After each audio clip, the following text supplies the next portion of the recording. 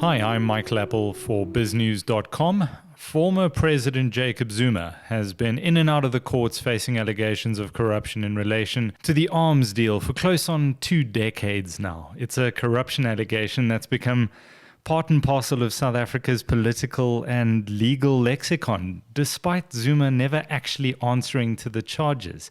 He's always maintained he wants nothing more than his day in court to clear his name, but essentially does everything in his power contrary to this in order to impede any logical progression towards that end. Let's try and make some sense of Jay-Z's playbook here. Helping me to do this is Accountability Now's advocate Paul Hoffman. Advocate, thanks for your time and thanks for your effort in endeavoring to do this. It's my pleasure, Michael. Thank you for the opportunity. Let's go back to how Jacob Zuma finds himself in the dock related to the arms deal. Just a brief summary on how this man is related to these allegations of corruption related to the arms deal. This goes all the way back to when Bulelani Ngakula was the National Director of Public Prosecutions, which is a very long time ago. And he convened a meeting of black editors and told them ever so confidentially, off the record and all the rest, that while he had a prima facie case against Mr. Zuma for his corruption, he felt that it was not a winnable case and that he was not going to prosecute. So instead, Billy Downer got on and prosecuted the man who was alleged to have done the corrupting of Jacob Zuma by steering money in his direction in large wadges to basically keep Mr. Zuma in the style to which he liked to become accustomed, both while he was the MEC in KZN and while he was Deputy President in Parliament. And that's Shabir Shaik. Well, Mr. Shabir Shaik, who, to everybody's surprise, was convicted by Judge Hilary Squires. When the conviction came, Zuma found himself fired by Thabo Mbeki, his president, who said that the optics weren't right to have a deputy president whose former financial advisor had just been given a 15-year sentence for corrupting him. So Zuma then went into the wilderness for a short period between 2005 and 2007 and got himself elected as the president of the ANC at the Polokwane conference of the ANC in December of 2007. And he immediately set about decimating the criminal justice administration. He dissolved the Scorpions as fast as he could.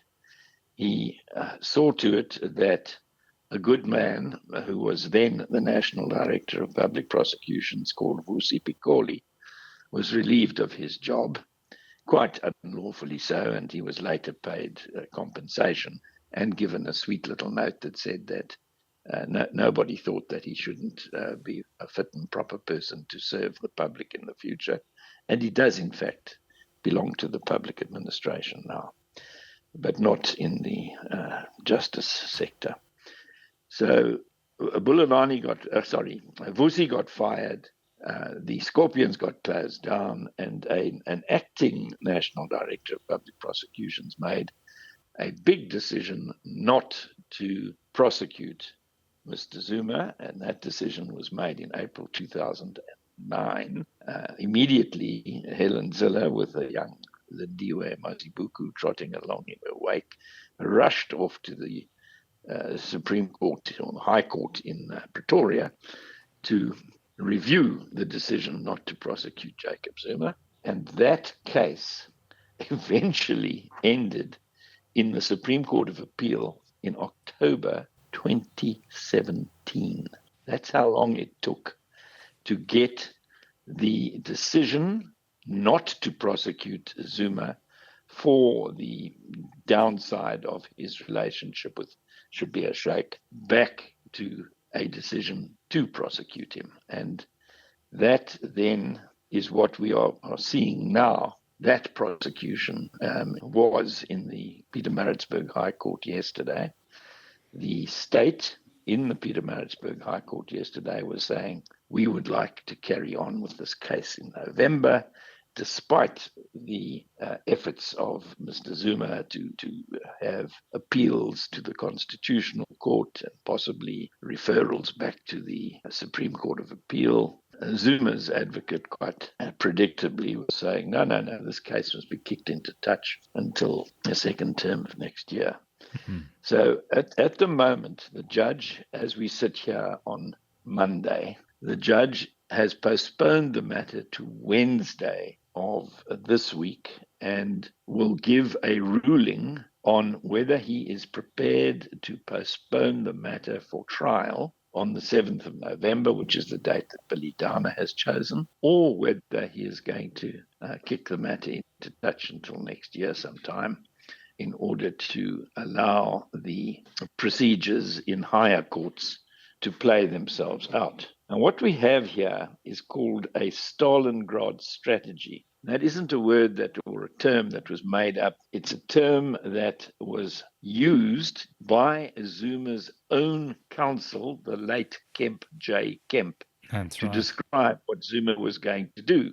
He did that years ago, and we are still living with the consequences of the impetus that Kemp J. Kemp gave to this litigation. I know you introduced it as the arms deal litigation, and it is true that there is a second accused in the matter, Tint, the French arms dealers. But actually, the case is about the relationship between Schabir Shaik and Zuma. And one of the things, just out of more than 700 things, one of the things that Schabir Shaik did for Jacob Zuma was to get a nice fat payment from Tint in the form of protection money. They were feeling the heat. They felt that they might be prosecuted. And so the allegation goes, they made big donations to the Jacob Zuma Foundation, and Mr. Zuma then put his weight behind exonerating them or keeping them well clear of the dock in a criminal case. And that is where the matter sits today.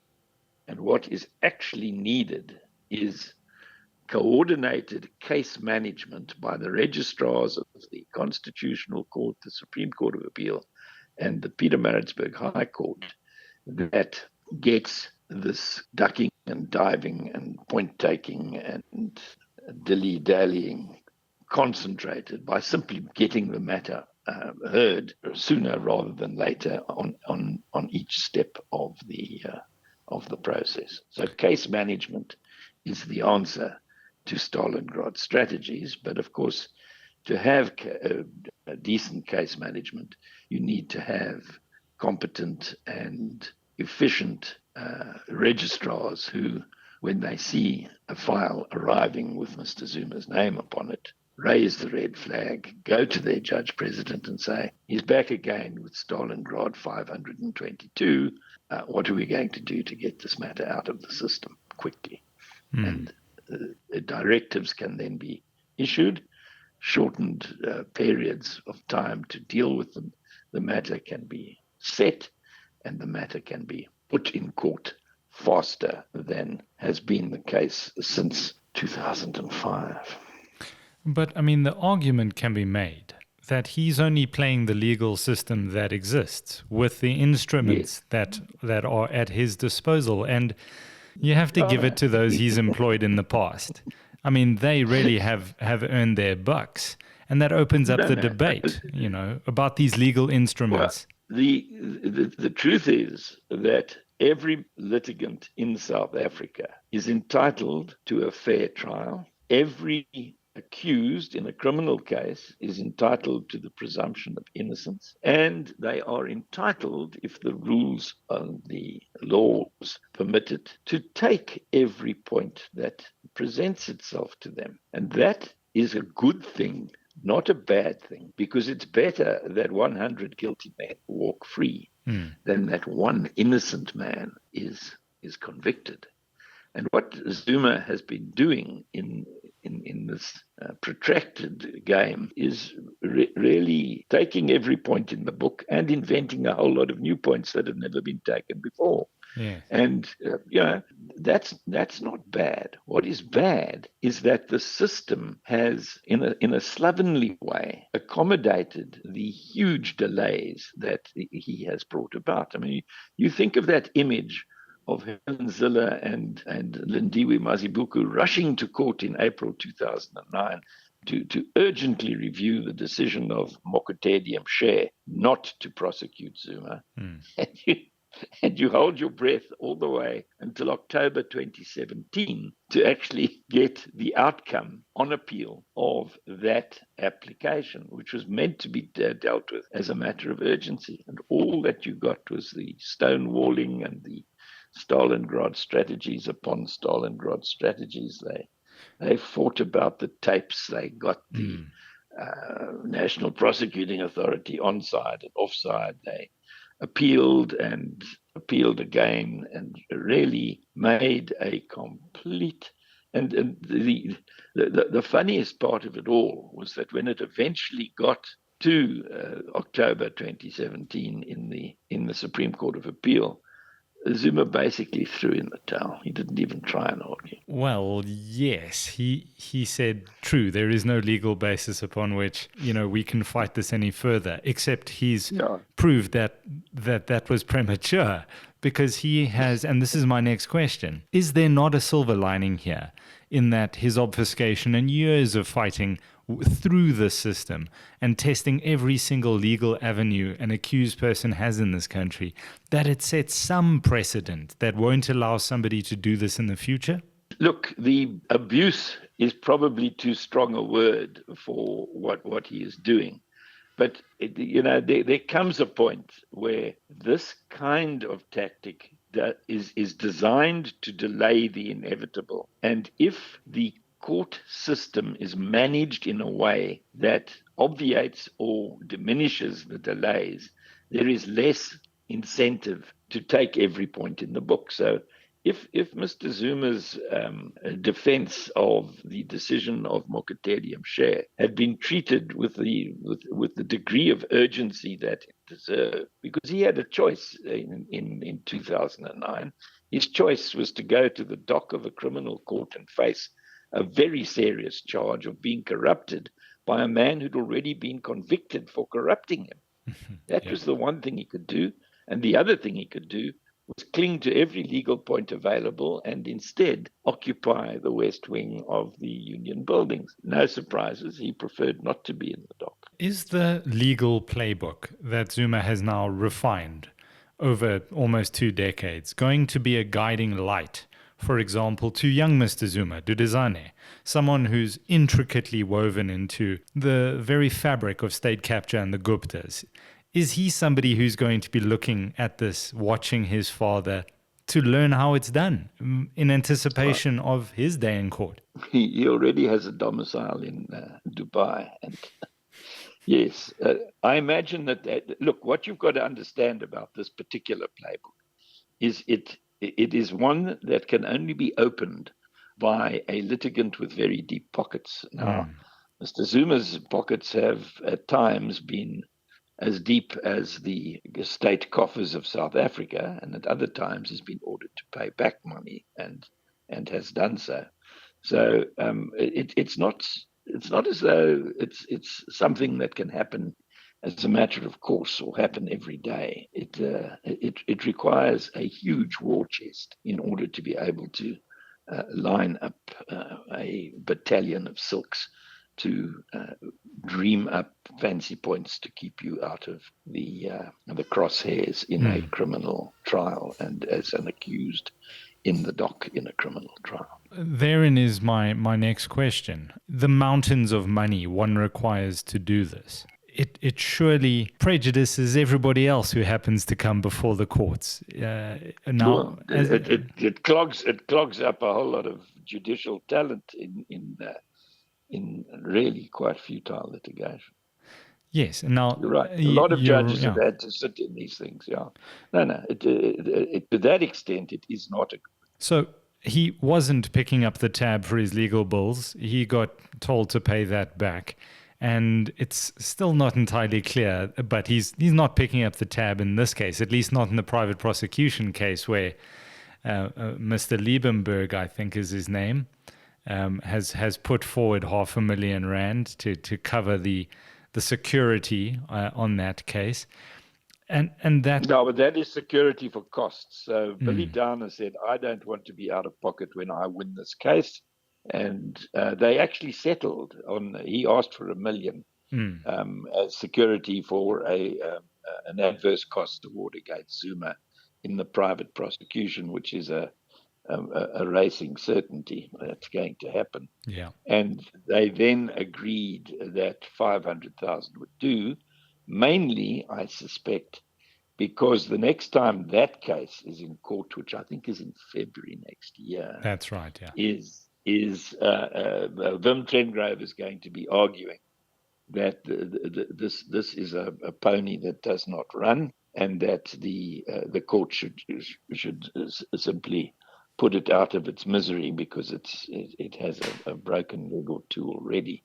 And Karyn Maughan will also be using that occasion to bowl Zuma out. I'm very interested to hear why he thinks that she can be privately prosecuted without bothering to get a nolli prosequi certificate against her.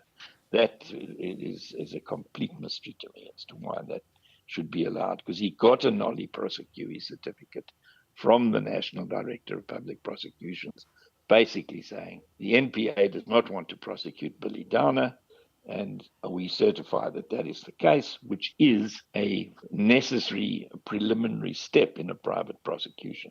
They didn't bother to do it with Karyn Maughan, so I don't really know where they're going with that one. Yeah. But if we assume that there is success in the bowl them out before they start kind of application that's going to happen next February, then even with the appeals in that, the 500,000 should be enough to cover Mr. Downer's bill.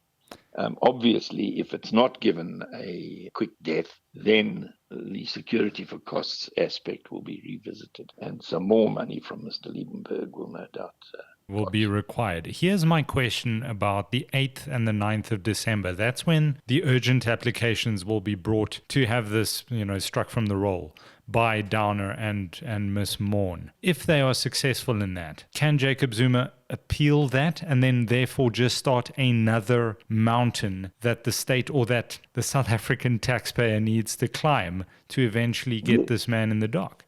Yes, he can appeal it, which is why I've put in an appeal in this interview for proper case management, so that there are not huge delays along the way. I mean, it is scandalous that it took from 2009 to 2017 to get to the point where Mshe's decision was overturned. But it happened, and that shows that the system is still intact, even if it is creaking rather slowly. So as for the private prosecution of Advocate Downer, I've heard the argument that the NPA should just remove Mr. Downer from prosecuting the case.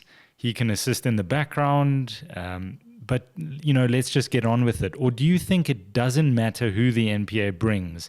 There will be some aspect of the person or the judge or a journalist or the NPA itself. He will find something to seek to block the trial's progression. Yeah, no, he'll say that Mr. Downer has worked too long and too closely with whichever substitute is chosen. Yeah, and that this is just Mr. Downer in drag, as it were, and so it's not going to help. No, I think the NPA is perfectly correct to stand by Billy Downer and to not relieve him of his brief or his task on the Zuma case, because once you create bad precedents by kowtowing to this kind of nonsensical application, you're simply signing an open certificate to the next man to try the same trick. My final question. Jacob Zuma is 80 years old. He's supposed to have a terminal illness or be physically incapacitated in order to be released on medical parole, which he was.